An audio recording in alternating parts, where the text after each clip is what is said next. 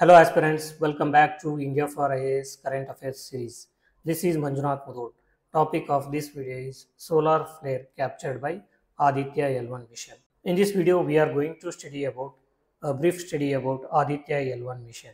So previously we have made a detailed video on Aditya L1 mission, which you can watch by going to our playlist channel.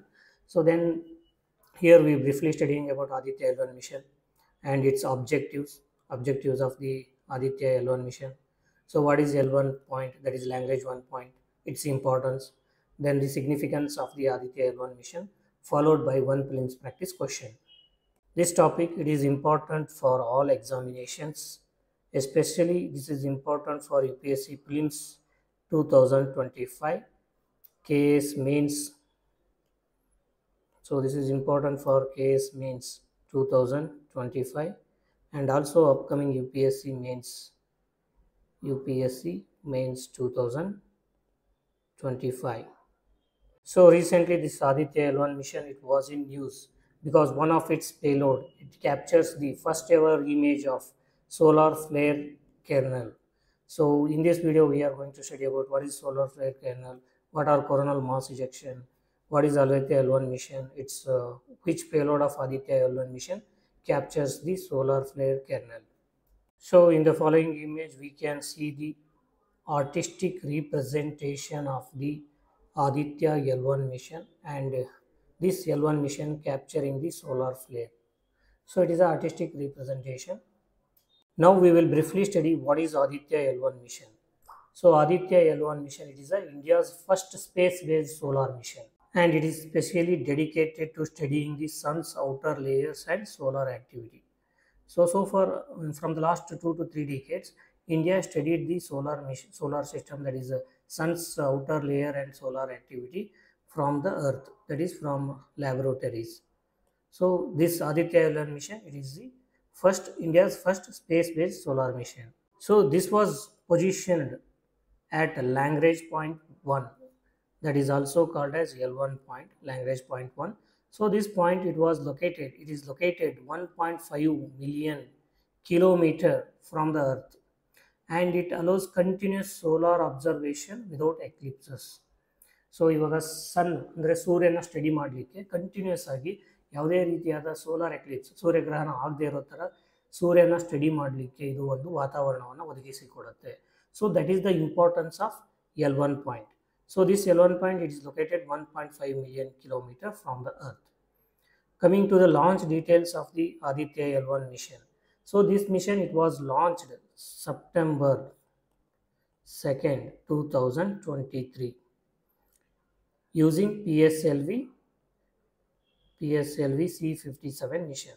So ಈ PSLV C57 satellite na launch vehicle na use ಮಾಡಿಕೊಂಡು September 2nd, 2023 ಅಲ್ಲಿ Aditya L1 mission na successful ಆಗಿ launch ಮಾಡಲಾಗಿದೆ. So this was placed in hello orbit around L1. So L1 ಎಂಬ ಏನು Lagrange point 1 ಇದೆ, so ಈ ಪಾಯಿಂಟಲ್ಲಿ January 6, 2024 ಅಲ್ಲಿ Aditya L1 ಮಿಷನ್ನ L1 ಪಾಯಿಂಟಲ್ಲಿ ಲೊಕೇಟ್ ಮಾಡಲಾಗುತ್ತೆ ಅಥವಾ ಪ್ಲೇಸ್ ಮಾಡಲಾಗುತ್ತೆ. So these are the 2 important dates. Coming to the aims and missions of the Aditya L1 mission. So ಏನು ಆದಿತ್ಯ L1 ಮಿಷನ್ ಆಬ್ಜೆಕ್ಟಿವ್ಸ್ ಏನು, ಏಮ್ಸ್ ಏನು ಅಂತಂದರೆ, so it aims to study the solar dynamics. ಈ sun ಅಟ್ಮಾಸ್ಫಿಯರಲ್ಲಿ ಏನು dynamics ಇರುತ್ತೆ, solar dynamics, so ಅದನ್ನು study ಮಾಡಲಿಕ್ಕೆ ಈ ಮಿಷನ್ ಆಬ್ಜೆಕ್ಟಿವ್ಸ್ನ ಹೊಂದಿದೆ. So what are the solar dynamics? First one is solar flares. So this mission it aims to study the solar flares. Second one is coronal mass ejection. Coronal mass ejections, sun ಅಟ್ಮಾಸ್ಫಿಯರಿಂದ ಏನು coronal mass ejection ಆಗುತ್ತೆ ಅದನ್ನು study ಮಾಡುತ್ತೆ. Then magnetic field variations in solar atmosphere. Magnetic field variation. So this also studies the magnetic field variations in solar atmosphere. So in addition to these observations, it also helps in studying the solar radiation and its impact on Earth's climate and space weather. So Earth ಏನು climate ಇದೆ ಮತ್ತು space weather ಏನಿದೆ ಅದ್ರ ಮೇಲೆ solar radiation ಯಾವ ರೀತಿ impact ಮಾಡುತ್ತೆ ಅನ್ನೋದನ್ನು ಕೂಡ ಇದು ಸ್ಟಡಿ ಮಾಡಲಿಕ್ಕೆ ಹೆಲ್ಪ್ ಮಾಡುತ್ತೆ. So this is the brief study about the Aditya L1 mission. Now we will try to understand what is solar flares. Solar flares ಅಂದ್ರೆ solar flares they are the sudden burst of intense energy from sun's atmosphere. So ಸೂರ್ಯನ ವಾತಾವರಣ ಏನಿರುತ್ತೆ ಆ ವಾತಾವರಣದಿಂದ sudden ಆಗಿ intense ಆಗಿ energy liberate ಆಗುತ್ತೆ, burst ಆಗುತ್ತೆ. ಅದನ್ನು ನಾವೇನಂತ ಕರಿತೀವಿ, ಸೋಲಾರ್ ಫ್ಲೇರ್ ಅಂತ ಕರಿತೀವಿ. ಸೊ ಈ ರೀತಿ intense sudden burst of energy ಆಗಲಿಕ್ಕೆ ಏನು ಕಾರಣ ಅಂತಂದರೆ, this is caused by magnetic field interactions in the solar corona. ಸಣ್ಣದ ಸ್ಟ್ರಕ್ಚರ್ ನಾವು ನೋಡ್ತಾ ಹೋದರೆ ಅದರಲ್ಲಿ ಕೊರೋನಾ ಅಂತ ಒಂದು ಪಾರ್ಟ್ ಬರುತ್ತೆ. ಈ ಕೊರೋನಾ ಪಾರ್ಟಲ್ಲಿ ಏನಾಗುತ್ತೆ ಅಂತಂದರೆ ಮ್ಯಾಗ್ನೆಟಿಕ್ ಫೀಲ್ಡ್ ಇಂಟ್ರಾಕ್ಷನ್ ಆಗುತ್ತೆ. ಸೊ ಅದರಿಂದ ಏನಾಗುತ್ತೆ, ಇಂಟೆನ್ಸ್ ಎನರ್ಜಿ ರಿಲೀಸ್ ಆಗುತ್ತೆ. ಸೊ ಈ ಎನರ್ಜಿ ಯಾವ ರೀತಿ ರಿಲೀಸ್ ಆಗುತ್ತೆ ಅಂತಂದರೆ, the energy is being released in X rays, ultraviolet rays and also other charge particles. So ಈ ರೀತಿ ಎನರ್ಜಿ ರಿಲೀಸ್ ಆಗೋದ್ರಿಂದ ಇದರಿಂದ ಏನಾಗುತ್ತೆ, this energy disrupts the satellite communications and power grids. The solar flare, the energy particles, X-rays, UV radiations and charged particles, they disrupt satellite communications and also power grid systems. And this influences the Earth's ionosphere and GPS signals. So ಇಷ್ಟಲ್ಲದೆ ಏನು ಮಾಡುತ್ತೆ, ಅರ್ಥದ ಐನೋಸ್ಫಿಯರ್ ಏನಿದೆ ಅದರ ಜೊತೆ ಈ charge particles that are coming from the solar flare, they interact the particles in the Earth's ionosphere and also they they influence the GPS signals. Then how Aditya L1 studies the solar flares. So Aditya L1 mission ಯಾವ ರೀತಿ solar ಫ್ಲೇರ್ಸ್ನ study ಮಾಡುತ್ತೆ ಅಂತ ನಾವು ನೋಡೋದಾದರೆ, so Aditya L1 ಮಿಷನಲ್ಲಿ ಕೆಲವೊಂದಿಷ್ಟು payloads ಇದೆ. ಆ ಪೇಲೋಡ್ಸು ಸೋಲಾರ್ ಫ್ಲೇರ್ಸ್ನ ಸ್ಟಡಿ ಮಾಡಲಿಕ್ಕೆ ಹೆಲ್ಪ್ ಮಾಡುತ್ತೆ. The first payload is SUIT ಅಂತ, SUIT. Then the second payload is SoLEXS ಅಂತ,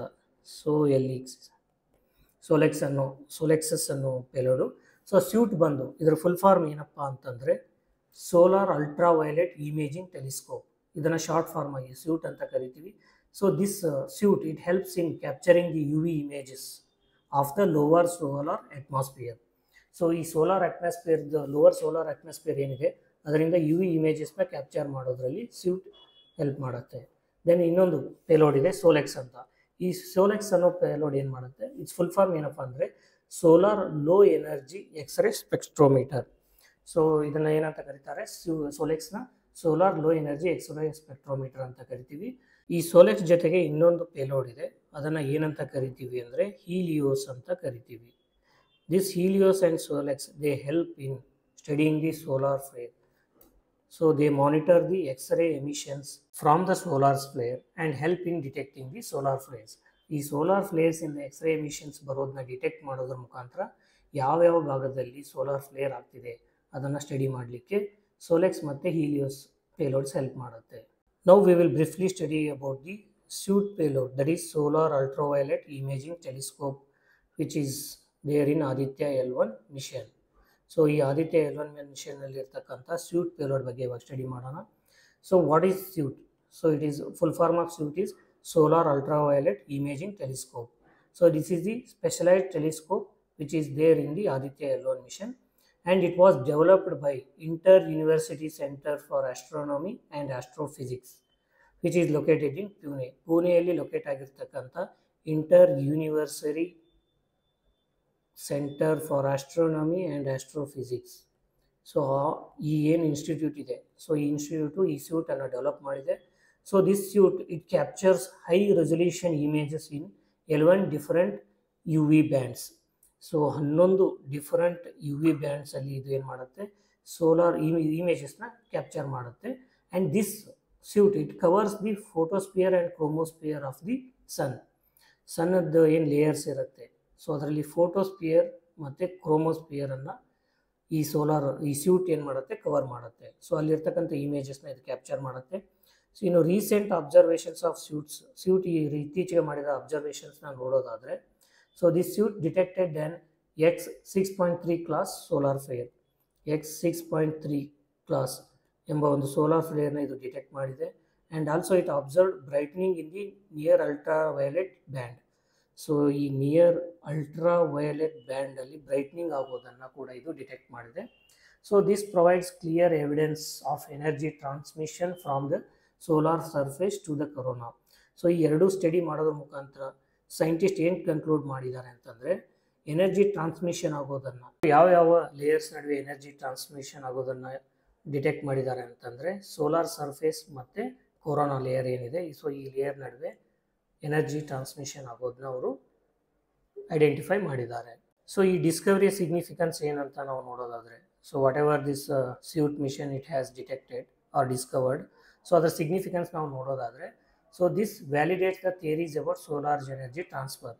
ಸೋಲಾರ್ ಎನರ್ಜಿ ಯಾವ ರೀತಿ ಸೋಲಾರ್ ಸನ್ ಲೇಯರ್ಸ್ ಏನಿದೆ, ಸೂರ್ಯನ ಲೇಯರ್ಸ್ ಏನಿದೆ, ಈ ಪ್ರತಿಯೊಂದು ಲೇಯರ್ಸ್ ಒಂದು ಲೇಯರಿಂದ ಇನ್ನೊಂದು ಲೇಯರ್ಗೆ ಯಾವ ರೀತಿ ಎನರ್ಜಿ ಟ್ರಾನ್ಸ್ಫರ್ ಆಗುತ್ತೆ ಅನ್ನೋದನ್ನು ಆ ಥಿಯರಿನ ಇದು ಏನು ಮಾಡುತ್ತೆ, ವ್ಯಾಲಿಡೇಟ್ ಮಾಡುತ್ತೆ. And also it helps in predicting solar storms and space weather. So solar storms ಯಾವ ರೀತಿ ಆಗುತ್ತೆ ಫ್ಯೂಚರಲ್ಲಿ, ಸೊ ಅದರಿಂದ ಯಾವ ರೀತಿ ನಾವು ಇಲ್ಲಿ ಮುನ್ನೆಚ್ಚರಿಕೆ ಕ್ರಮ ತಗೋಬೇಕು, ಸೊ ಅದನ್ನು ಕೂಡ ಇದು ಸ್ಟಡಿ ಮಾಡಲಿಕ್ಕೆ ಹೆಲ್ಪ್ ಮಾಡುತ್ತೆ.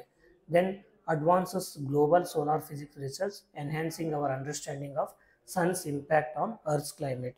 ಸೊ ಇದರ ಅರ್ಥ ಏನಪ್ಪ ಅಂತಂದರೆ, ಜಗತ್ತಿನಲ್ಲಿ ಏನು ಗ್ಲೋಬಲ್ ಸೋಲಾರ್ ಸ್ಟಡಿ ಆಗ್ತಿದೆ, global solar physics study, so ಅದಕ್ಕೆ ಇದೇನು ಮಾಡುತ್ತೆ, ಕಾಂಟ್ರಿಬ್ಯೂಟ್ ಮಾಡುತ್ತೆ. ಇದರಿಂದ ಸೂರ್ಯನಿಂದ ಭೂಮಿಯ ಮೇಲೆ ಯಾವ ರೀತಿ ಸೋಲಾರ್ ಫ್ಲೇರ್ಸ್, ಕೊರೋನಲ್ ಮಾಸ್ ಇಜೆಕ್ಷನ್ಸ್, ಇದರಿಂದ ಯಾವ ರೀತಿ ಭೂಮಿಯ ವಾತಾವರಣ ಮತ್ತು ಇಲ್ಲಿರ್ತಕ್ಕಂಥ ಸ್ಯಾಟಲೈಟ್ಸ್, ಇಲ್ಲಿ ಇರ್ತಕ್ಕಂಥ ಪವರ್ ಗ್ರಿಡ್ಸ್ ಮೇಲೆ ಯಾವ ರೀತಿ ಇಂಪ್ಯಾಕ್ಟ್ ಆಗುತ್ತೆ ಅನ್ನೋದನ್ನು ಕೂಡ ಇದು ಸ್ಟಡಿ ಮಾಡಲಿಕ್ಕೆ ಹೆಲ್ಪ್ ಮಾಡುತ್ತೆ. So this is all about Aditya L1 mission and its 3 different payloads, that is SEWT, SOLIDS and Helios, and the recent discovery of SEWT and its significance. Based on the topic that we have discussed so far, that is Aditya L1 mission. So here we have provided one prelims practice question. Go through the question and comment your answer. The answer and detailed explanation for this question is available in the PDF handout, which you can download by joining our Telegram channel. Thank you for watching. See you in the next video. Till then, happy learning.